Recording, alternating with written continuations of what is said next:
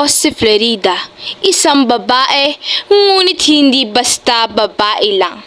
Ako ay isang moro, malakas at matapang na babae. Handang makipaglaban para sa aking mahal sa buhay.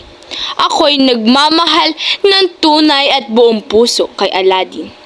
Ngunit ito ay hinadlangan ng kanyang ama na si Ali Adab, kaya't ako'y tumakas at tumungo sa kagubatan upang hanapin ang aking pinakamamahal na si Aladdin. Handa akong harapin ang anumang laban sa aking buhay, at ako'y handang tumulong at handang maligtas sa mga taong nanganganib.